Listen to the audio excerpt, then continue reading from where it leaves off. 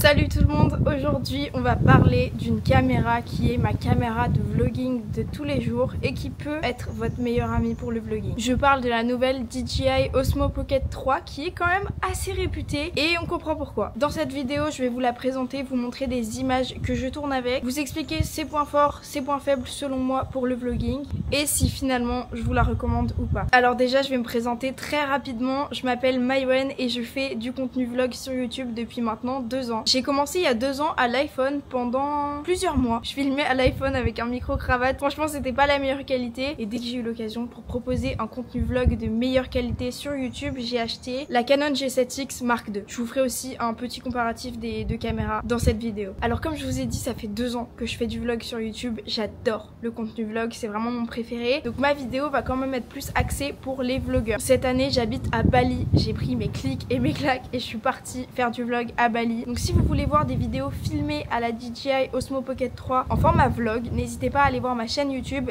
Toutes mes vidéos à Bali de toute façon sont filmées avec la DJI Osmo Pocket 3. Aussi vous voyez ce cadre super cool, je suis à Singapour en ce moment et j'ai fait plein de vlogs à Singapour avec cette caméra avec laquelle je filme actuellement d'ailleurs. Je sais pas ce que vous pensez du son, il y a beaucoup de vent donc ça fera un bon test de la caméra sans micro parce que j'y reviendrai dans la vidéo, j'utilise cette caméra sans micro externe. Donc avant que je parle plus en détail du micro comme ça, je vous laisse un peu voir ce que vous pensez de la qualité. Alors cette caméra DJI Osmo Pocket 3, si vous tombez sur cette vidéo, je pense que vous vous y êtes un peu déjà intéressé. Elle est vraiment faite pour le vlogging. Et je pense que honnêtement en 2024, aujourd'hui, c'est une des meilleures caméras pour le vlogging sur le marché. Un des plus gros avantages de cette caméra, et c'est pour ça qu'elle est connue pour le vlog aussi, on va pas se mentir, c'est sa taille. Elle est tellement compacte, elle filme en 4K, elle tient dans la main littéralement comme ça. C'est une révolution. Moi je filmais avant comme je vous ai dit avec la Canon G7X et ça n'a rien à voir. Niveau poids, niveau taille et même niveau qualité, elle la bat dans tous les domaines. On a aussi l'autofocus sur cette caméra et aussi, alors je sais plus comment ça s'appelle, mais la caméra vous suit quand vous bougez. C'est pas obligatoire, mais je trouve ça quand même très cool et j'avoue que dans ma vie de tous les jours quand je vlog je l'utilise beaucoup. Regardez par exemple si je me lève, bon c'est pas instantané, il y a un petit délai mais elle me suit et ça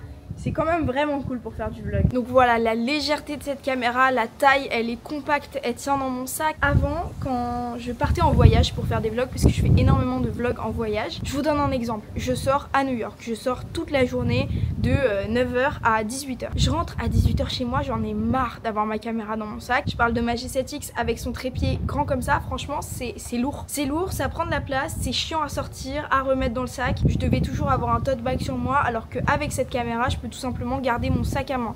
C'est bête mais moi ça me change vraiment la vie. Donc elle passe dans un plus petit sac, il n'y a pas besoin de prendre un tote bag ou un sac de taille moyenne. Vraiment cette caméra fait littéralement cette taille donc elle passe dans presque tous les sacs à main. C'est un vrai avantage et même quand on a un plus gros sac type sac à dos, bah on la sent moins. Tout simplement le poids est tellement léger que même elle peut passer dans une petite pochette du sac à dos et c'est parfait. Un gros plus aussi de cette caméra, c'est aussi dû à sa taille, c'est qu'on peut la sortir tellement rapidement. Voilà, je sais pas si je peux, non je peux pas vraiment vous... Si, je vais filmer à l'iPhone, vous savez quoi, je vais couper cette vidéo et je vais vous filmer à l'iPhone. Bon, jugez pas, vous êtes sur une poubelle, voilà. Mais je vous montre un peu comment je vais allumer la caméra directement et qu'elle va s'allumer directement très rapidement. Donc voilà, déjà vous voyez ça c'est la caméra par rapport à ma main, je trouve que c'est vraiment génial la taille. Je vais l'éteindre, vous voyez pour l'éteindre en temps normal quand on filme pas, c'est ce petit mouvement là. Là quand je filme il faut avant que j'éteigne ma vidéo, donc c'est ce que je vais faire. J'éteins ma vidéo avec ce petit bouton rouge et ensuite vous allez voir. Bon je sais pas si le plan a un petit peu changé mais globalement la rapidité d'utilisation de cette caméra est très agréable en voyage ou dans la vie de tous les jours quand on fait du vlog. Maintenant parlons de la batterie. Est-ce que l'autonomie de la caméra DJI Osmo Pocket 3 suffit sans batterie externe? Si vous vous êtes intéressé à cette caméra, vous savez probablement elle est vendue en pack créateur et toute seule. Dans le pack créateur il y a une batterie externe qui est incluse, vendue à part il y en a pas. Personnellement j'ai choisi de ne pas acheter le pack créateur. J'ai acheté la caméra seule et j'ai rajouté des accessoires en les achetant à part. J'y reviendrai après, mais du coup est-ce que l'autonomie de la caméra, de la batterie de la caméra seule suffit sans batterie externe? Personnellement du coup vous aurez peut-être compris un petit peu ce que je fais du vlogging surtout en voyage. Je filme des vlogs à peu près d'une journée, j'ai pas de problème à rentrer chez moi le soir pour charger ma caméra qui se charge d'ailleurs directement sur la caméra caméra. Comparé à la Canon G7X, c'est une révolution pour moi parce que la Canon, je devais brancher les caméras à part sur un chargeur de batterie de caméra. Enfin, c'était un peu un bordel, je trouve. Là, c'est quand même beaucoup plus cool. Je la charge en USB-C sur une prise classique, c'est génial. J'ai pas acheté le pack créateur pour des raisons financières, j'y reviendrai plus tard, mais personnellement, la batterie de cette caméra pour moi tient parfaitement dans mon utilisation que j'en fais. Je filme à peu près 1 heure par jour et j'ai jamais moins de 40% à la fin de la journée. Et je filme toujours en 4K 60. J'y connais pas grand chose, mais j'ai choisi de filmer avec la meilleure qualité possible sur cette caméra. C'est la qualité que j'utilise actuellement là. Bon, la lumière est peut-être pas parfaite, mais vous voyez un peu. Personnellement, voilà, j'ai aucun problème avec la batterie de cette caméra. Je peux même filmer 2 vidéos avec la batterie de la caméra entière. Donc, personnellement,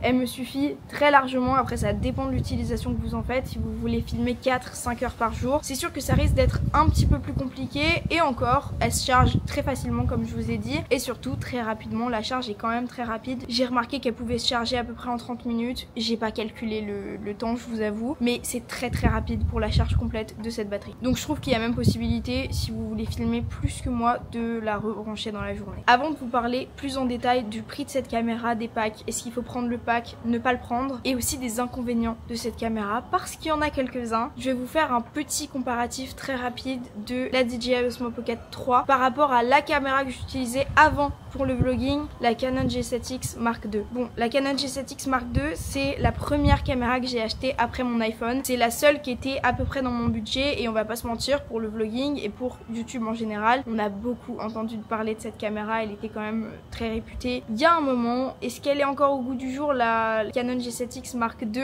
Il y a la Mark III qui est sortie entre temps et bon, il y a encore beaucoup de gens qui l'utilisent. Elle est encore très utilisable mais commence à un peu se faire vieille, on va pas se mentir. En tout cas, quand j'ai eu cette caméra là, j'ai vu directement une différence énorme. Mes abonnés, je crois, l'ont vu aussi. J'ai eu pas mal de commentaires qui en parlaient, me disant que ma qualité de vidéo avait changé et était beaucoup mieux, etc.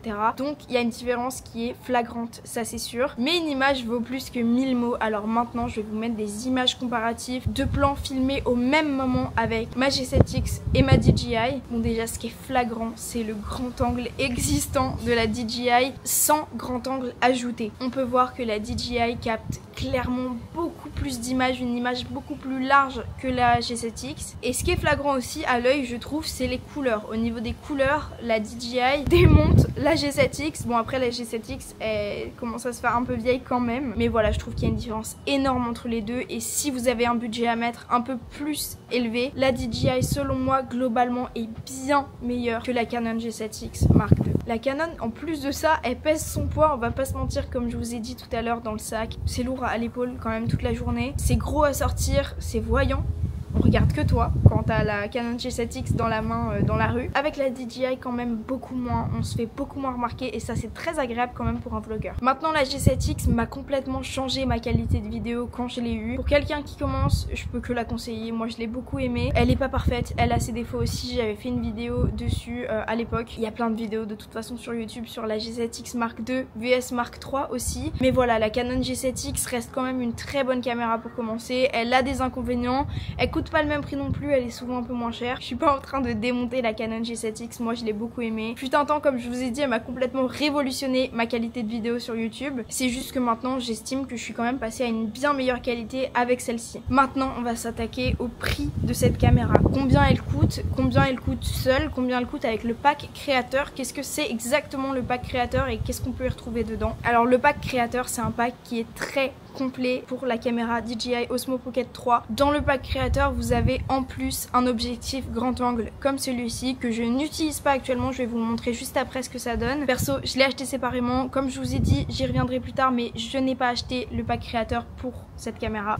Donc le pack créateur comprend la caméra DJI, l'objectif grand angle qui va avec, un trépied directement clipsable à la caméra, une batterie externe qui je crois rajoute le double d'autonomie à la caméra. Donc, je pense qu'avec ça, avec la meilleure qualité sur la caméra, vous pouvez vous permettre de filmer à peu près 4 heures au moins avec, je pense. Et je sais plus si je l'ai dit, mais elle comporte aussi un micro externe qui est directement connecté à la caméra. Comme vous voyez, moi je l'ai pas. Je vous laisse juger la qualité du son sans micro. Qu'est-ce que vous en pensez? Dites-moi en commentaire d'ailleurs. Moi je le trouve très bien le son. Si un jour je veux améliorer ma qualité de son, j'ai toujours la possibilité d'acheter le micro à part. Il y a la possibilité de toute façon de tout acheter à part. Moi c'est ce que j'ai choisi de faire. Pour l'instant le micro, j'en vois pas l'intérêt. Si j'ai besoin de un micro ou de 2 micros, même un jour je pourrais les acheter à part et les connecter à ma caméra DJI. Il y a une application qui est très complète pour toutes ces choses là, donc ça c'est très bien aussi. Et voilà, donc la caméra seule est au prix de 514 €. Les prix peuvent varier selon les sites. Moi je prends l'exemple de Amazon parce que j'ai acheté ma caméra sur Amazon. Donc ça c'est le prix de la caméra seule, et en ce qui concerne le pack créateur, on est sur 655 €. Il y a 141 € de différence. Je vous laisse en juger par vous-même. Moi sur le moment j'ai décidé que c'était pas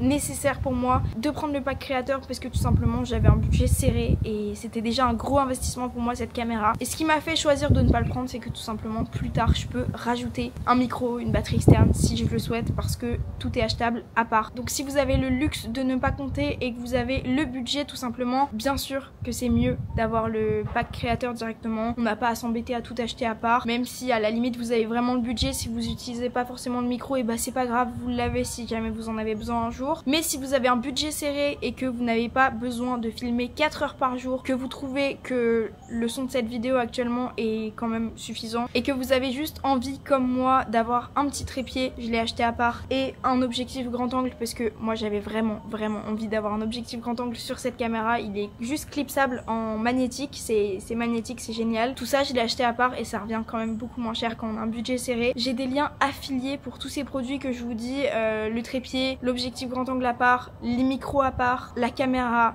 pack créateur, pas pack créateur. Je vous mettrai tout ça dans ma description, c'est des liens affiliés, n'hésitez pas à aller voir si ça peut vous intéresser. Rien n'est parfait, même si cette caméra en vérité pour moi l'est presque. Elle a quand même quelques petits inconvénients que je vais vous détailler maintenant. Alors il faut être honnête, déjà le prix, cette caméra elle est pas donnée, surtout pour quelqu'un qui commence. J'ai choisi personnellement comme un investissement de l'acheter. Elle est quand même beaucoup plus agréable en utilisation que celle que j'avais avant. Ma qualité de vidéo, je peux pas le nier, elle a quand même vraiment changé depuis. Et j'ai mis le prix, mais vraiment cette caméra me donne plus envie de filmer tout simplement. J'adore filmer avec, je la trouve super d'utilisation. Et bon, on va pas abuser, on est quand même dans les inconvénients. Donc l'inconvénient pour moi c'est le prix. Elle est pas donnée. Si vous avez le budget, franchement foncez, mais si vous ne l'avez pas encore, peut-être essayez de voir si vous pouvez vous développer un petit peu avant autrement sur YouTube, si vous n'avez pas encore le budget, et le jour où vous pouvez, ben foncez parce qu'elle est vraiment géniale pour moi. Mais ça reste quand même un budget et elle n'est pas indispensable pour commencer, on va dire. Le deuxième inconvénient que j'ai pu remarquer sur cette caméra, c'est la fragilité perçue. Elle est quand même petite et l'espèce de robot qui tient l'objectif, se replie tout seul, etc. Je trouve que c'est pas toujours parfait. J'ai l'impression que... Enfin, je vais vous montrer ce que ça donne encore en vidéo avec mon iPhone. Ça me dérange, j'ai toujours l'impression que je vais l'abîmer. Elle est petite, elle est légère, mais du coup, dans le sac, bon, j'ai quand même toujours un petit peu peur qu'elle s'abîme. Elle est vendue, que ce soit avec le pack créateur ou non, avec une coque de protection, donc ça c'est super. Mais comme vous voyez, cette coque de protection, elle protège qu'un côté. J'ai toujours aussi peur qu'elle s'abîme tout simplement par ce côté-là qui n'est pas fermé. Voilà. Après, cette petite coque de protection, c'est aussi un avantage et je pense que c'est fait pour ça, pour la sortir vite. Dans le sac, j'ai juste à sortir ma caméra de là, j'ai rien à ouvrir. C'est très pratique, mais voilà, cette caméra, je la trouve quand même fragile.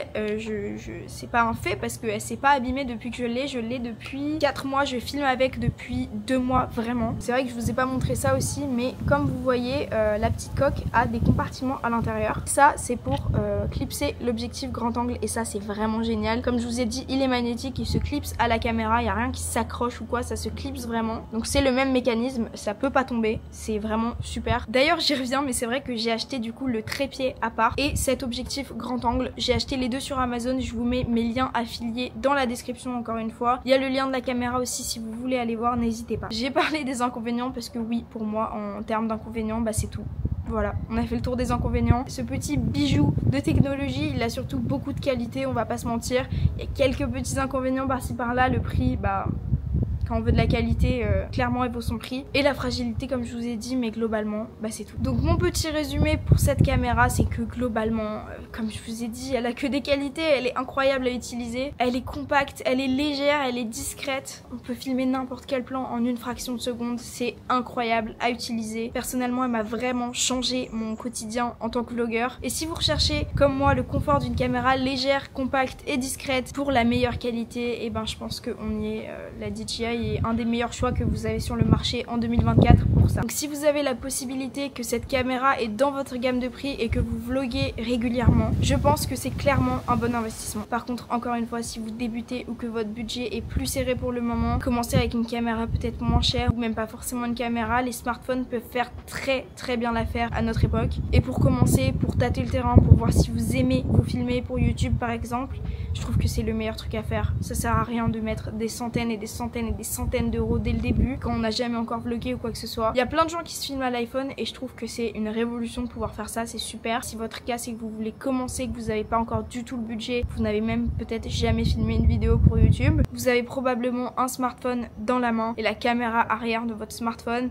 peut très souvent faire l'affaire pour commencer. N'hésitez pas en tout cas à me dire si vous avez déjà eu l'occasion d'essayer la DJI Osmo Pocket 3, la J7X, si vous en utilisez une des deux. D'ailleurs, elles sont essayables, je sais pas si ça se dit, à la Fnac, vous pouvez les voir à la Fnac. La DJI Osmo Pocket 3, en tout cas, je sais qu'elle est en exposition à la Fnac, vous pouvez l'utiliser et la tester à la Fnac. Peut-être pas dans toutes les Fnac, mais personnellement, c'est comme ça que je l'ai connue et c'est comme ça que je suis tombée amoureuse de cette caméra, je vous jure. Je l'ai essayée à la Fnac et je me suis dit mais non, il y a ça qui existe, c'est incroyable, c'était inconcevable pour moi qu'on puisse filmer avec une qualité aussi élevée du bout de la main comme ça, enfin c'est tellement léger, c'est incroyable. C'est vrai que je vous ai pas encore montré avec le grand angle, bon mon grand angle il est un peu flou, il y a de la poussière dedans malheureusement, faut que je réussisse à régler ce problème, mais je vous montre un petit peu la différence avec grand angle et sans, sachant que quand même sans je trouve que c'est déjà pas mal. Bon, on a une légère baisse de la qualité, après je sais pas si je l'ai bien mis, je sais que s'il est pas bien mis à 1 mm près ça peut être un peu flou. Voilà, on a une légère baisse de la qualité, mais c'est quand même très bien globalement. Moi j'adore le mettre pour faire des vlogs. Dites-moi ce que vous pensez de ce grand angle, mais personnellement je l'aime vraiment bien et je l'utilise tous les jours. Et le plus gros avantage, on va pas se mentir, c'est qu'il est clipsable directement à la housse de la caméra et ça c'est génial. Si cette vidéo vous a plu, n'hésitez pas à mettre un like, ça aide toujours. Si vous aimez le contenu vlog, n'hésitez pas à vous abonner à ma chaîne YouTube, j'en poste énormément, je fais des vlogs dans le monde entier. Cette année je suis à Bali. J'espère que cette vidéo vous a été utile et complète. Si vous en savez un peu plus sur la DJI, n'hésitez pas à me dire si vous avez envie de sauter le pas et de l'acheter. Si vous l'avez déjà, qu'est-ce que vous en pensez? Merci d'avoir regardé cette vidéo jusqu'au bout. N'hésitez pas à aller faire un tour sur ma chaîne et je vous dis à très bientôt pour une prochaine vidéo.